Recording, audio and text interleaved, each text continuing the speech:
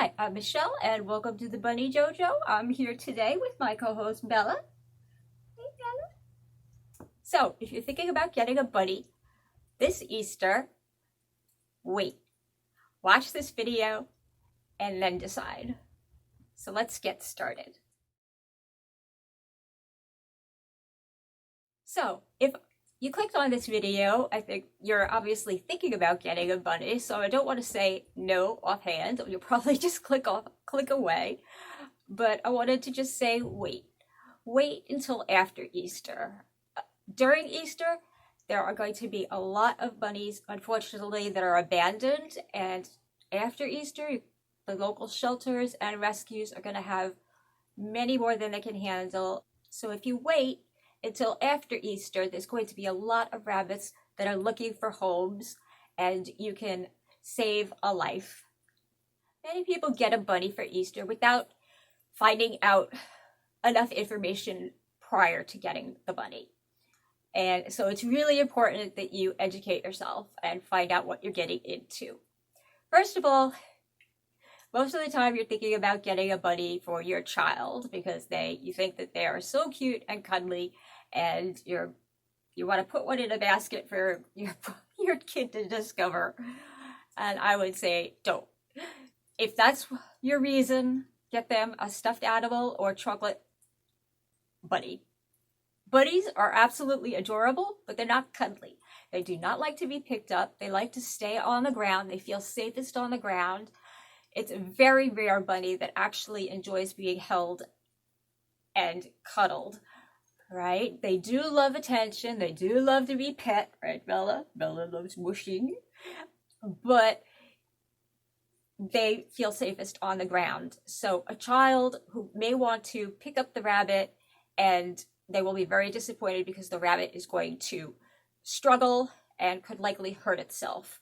All right, rabbits are extremely fragile, and they can actually break their back struggling to get out of your grasp. All right, if a rabbit is scared when they're being held, they may also bite or scratch, which is another thing you should consider before getting one for a child. They do not make good pets for children. Rabbits also have long lifespans. They can live between 10 and 15 years, so you want to be prepared for that. You may end up taking care of the bunny yourself if your child goes to college, all right, or loses interest, which unfortunately happens a lot. If they get a bunny for Easter, it's nice and cute and cuddly, and then suddenly it's just a lot of work. Rabbits require a lot of work. They require as much work, or if not more, than a dog or cat. They also are very expensive to keep. Rabbits can be destructive, all right? So if you do get a rabbit, you want to make sure that you bunny-proof your home. Now, what do I mean by bunny-proofing? I mean, you want to be able to block off areas that your bunny should not be able to get into, that they could get stuck in or hurt in. Bunnies love to have places to hide in, and you want to make sure that you have hideouts available for your bunny that they can go into. But if they're loose and you're giving them free time, it's possible that they may get into a place that they shouldn't, and you'll have trouble getting them out again. So you want to make sure those areas are blocked off. Also, bunnies are notorious for chewing on cords, and I've lost many phone cords myself. So you want to make sure that you either put the cords in tubing, or you put them up high, or you hide them, or again, you put them behind barriers, whether that's behind a box or a fence. I use a little 13-inch high fence that I put under my bookcase because my bunnies, when I first got them, used to go under my bookcase and they would chew the baseboards, which is another thing they like to do. Another thing you can do is put masking tape on the baseboards. Right? They can be like a cat too. They can scratch the furniture or tear up the furniture, depending on your bunny.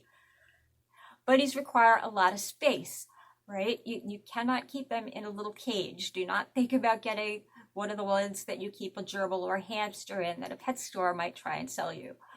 They need a lot of exercise, and they need space to be able to jump around in. You might want to consider getting them what's called an X pen, and I will put links in the bottom because you can find them at any pet store or on Amazon, and they're very cheap too. And even if you get an X pen, you'll want to give them free time so that they can run around. I keep my bunnies in X pens during the night, and it's their home base, but then I let them out for free time once a day so they can get exercise. Bunnies come in different sizes. Bella here is 13 pounds, so she needs a lot of space. My other rabbits are dwarf bunnies. They're 3 or 4 pounds, Bugsy, Barney, and Fred. And so they require less space, but still a lot of space so that they can get exercise. Bunnies should always be kept indoors. Even if you have the nicest hutch or place outside, because bunnies are prey animals, they can be scared very easily. So if a cat comes into your yard or there's strange noises that are outside, they can become very frightened, and you don't want to have your rabbit be stressed. Besides, if they're inside, they become a part of the family like they should be. Another reason to keep your bunny inside is because they are very social animals. They do love people, for the most part. Most bunnies love people. They also love other bunnies. So it's a good idea to even think about getting them and keeping them in a pair. There is nothing more adorable than having a bonded pair. Fred and Barney are bonded, and they groom each other, and they cuddle with each other, and really take care of each other, which is great because if I have to leave them when I go to work, then I know that they are going to be taking care of each other.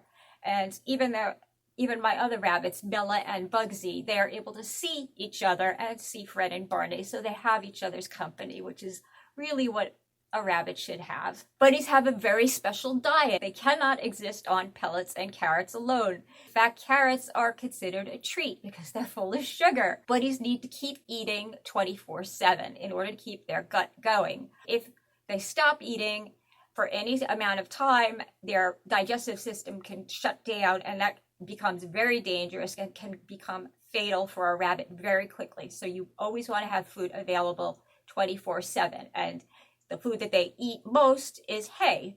You must make hay available all day long. So that's another thing to consider, is if you're allergic to hay or grass, a bunny may not be for you. You have to weigh that.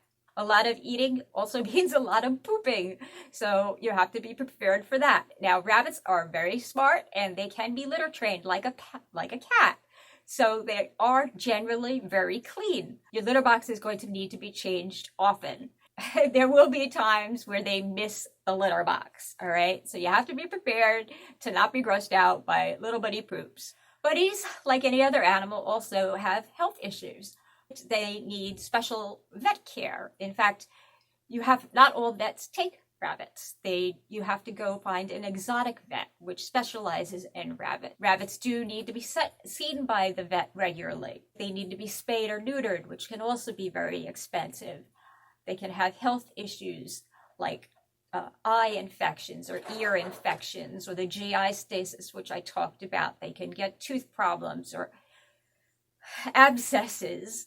All of that can be extremely expensive vet bills. Now, some bunnies, like Bella here, she's been healthy her entire life so far. But like my other buddy Barney, he has had chronic health issues. So I would do anything for him, but he does turn out to be pretty expensive.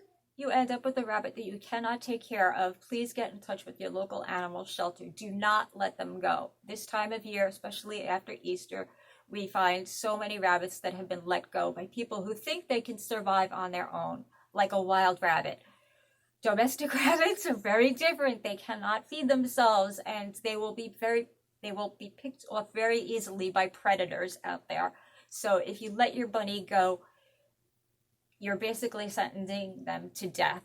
There's actually a book called The Life of an Easter Bunny, which I will put in the link below, which is about an Easter bunny who was abandoned after Easter, but was luckily rescued and taken in. And it's a really touching, wonderful book, very appropriate for Easter and any time after. It was made by someone who works for a rabbit rescue and shelter too, and it includes pictures of rabbits that she has known and rabbits from shelters. The rabbit here, Susie, was a rescue herself, a former Easter bunny. So after hearing this, if you're still considering getting a rabbit, great. Rabbits make wonderful additions to the family. And as I said, after Easter, you can find many rabbits in the shelters or from your local rabbit rescues that need homes. Good thing too is they will often already be spayed or neutered and litter box trained. So those are expenses and things you don't have to worry about. Plus, if you adopt, you'll also be saving a life. And I can tell you from my own experience, I feel like my bunnies have saved my life as well, because they've added so much love and joy into my life. So please continue to find out information. You could go to sites like the House Rabbit Society and many other websites where you can find out information. Please subscribe to this channel and keep up on the latest videos. I do videos about rabbit care and rabbit rescue. And you can keep up with Bella and my other bunnies. And if you've enjoyed this video, please give us a big ears up. And thank you so much for listening. And I really hope to see you next time. And bye from me and Bella.